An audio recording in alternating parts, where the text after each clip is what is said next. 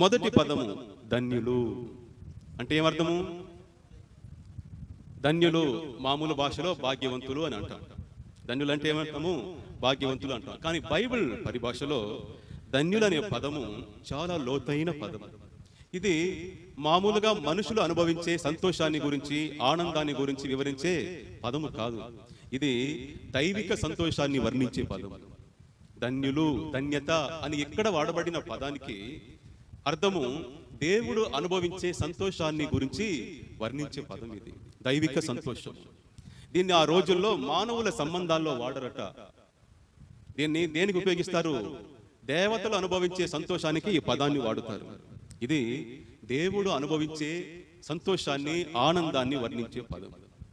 దేవుడు సంతోషంగా ఉంటాడు కదా, దేవుడు ఆనందంగా ఉంటాడు. ఎప్పుడు ఉంటాడు ఆయన ఆనందంగా? ఎల్లప్పుడూ ఉంటాడు. ఆయన సంతోషాన్ని, ఆయన ఆనందాన్ని చెడగొట్టేది ఈ భూమి మీద, ఈ విశ్వంలో ఏదీ లేదు. ఏమి జరిగినా ఆయన ఎప్పుడూ ఆనందంగానే ఉంటాడు, సంతోషంగానే ఉంటాడు. ఆయన ముఖంలో ఎప్పుడూ చిరునవ్వు ఉండనే ఉంటుంది. దాన్ని చెరిపేది ఈ లోకంలో ఏది కూడా లేదు. బ్రదర్, సిస్టర్, బాగా గమనించండి. ఈ కొండ మీది ప్రసంగంలో ఆనంద జీవితానికి దేవుడిచ్చిన ఈ విలువైన సత్యాలు అనేది పరిస్థితుల చేత ప్రభావితం కాని సంతోషం. ధన్యత అనే పదానికి అర్థము, లేక దేవుడు అనుభవించే ఆనందానికి అర్థము పరిస్థితుల చేత ప్రభావితం చెందని ఆనందము. ఒక మనిషి రెండు మార్గాల్లో సంతోషాన్ని పొందవచ్చని రాల్ఫ్ స్వీట్ అనే ఒక వ్యక్తి అన్నాడు. ఒక మనిషి రెండు మార్గాల్లో సంతోషాన్ని పొందవచ్చని. అందులో ఒక మార్గము, ఒక మనిషి సంతోషంగా ఉండడానికి అనువైన పరిస్థితులను కల్పించడం. వింటున్నారా? వెరీ గుడ్, సీరియస్ గా వింటున్నారు. సూపర్. ఒక మనిషి సంతోషంగా ఉండడానికి అనువైన పరిస్థితులను కల్పించడం, ఇది ఒక మార్గం. రెండవ మార్గము, ఏ పరిస్థితిలోనైనా సంతోషంగా ఉండే విధంగా ఒక మనిషి యొక్క వ్యక్తిత్వ గుణగణాలను తీర్చిదిద్దడము రెండవ మార్గం. ఇదే కొండ మీది ప్రసంగం యొక్క మార్గము, ఉద్దేశం. అర్థమవుతుందా మీకు? అర్థం కాదు. నేను మరోసారి చెప్తాను. హల్లెలూయా.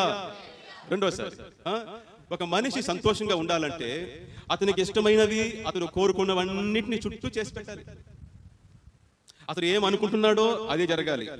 అతనికి ఏది ఇష్టమో అదే ముందుండాలి. అతని చుట్టూ అతనికి సంతోషాన్ని కలిగించే వాతావరణమే, పరిస్థితులే ఉండాలి. అప్పుడు సంతోషంగా ఉంటాడు.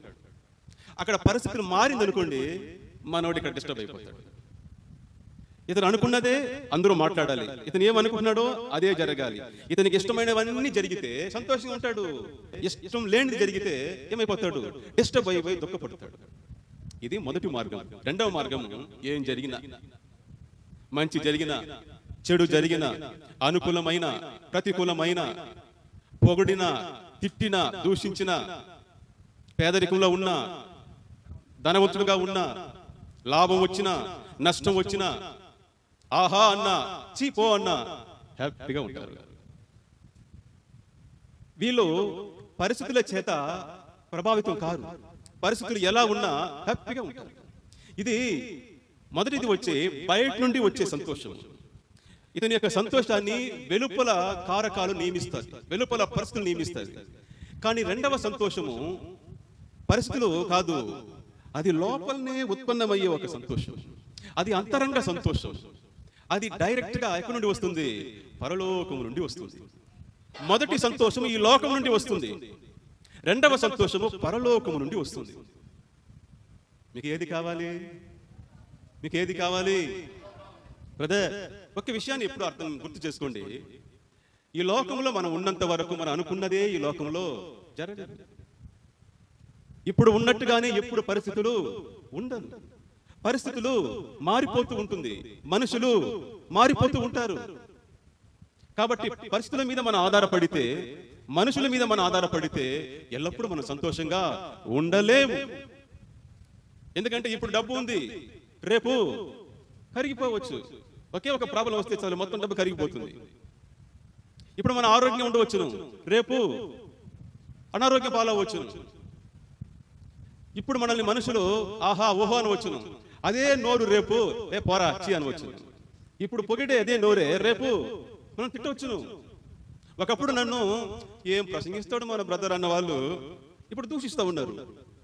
కొంతమంది అలాంటి వాళ్ళు కూడా ఉన్నారు. కానీ వారు పొగిడినప్పుడు ఎంత సంతోషంగా ఉన్నానో, వారు తిట్టినప్పుడు కూడా అంత సంతోషంగానే ఉన్నాను. ఎందుకంటే నా సంతోషము లోకం నుండి వచ్చింది కాదు, పరలోకం నుండి వచ్చింది. ఇది చెరగని సంతోషం, ఇది తరగని సంతోషం. పరిస్థితులు మారినంత మాత్రాన ఇది మార్పు చెందదు, ఇది ఎప్పుడు స్టడీగా ఉంటుంది. ఆమేన్. ఇదే దేవుడు అనుభవించే సంతోషము, దేవుడు మనకి ఇవ్వాలనుకున్న సంతోషము, ఆనందం.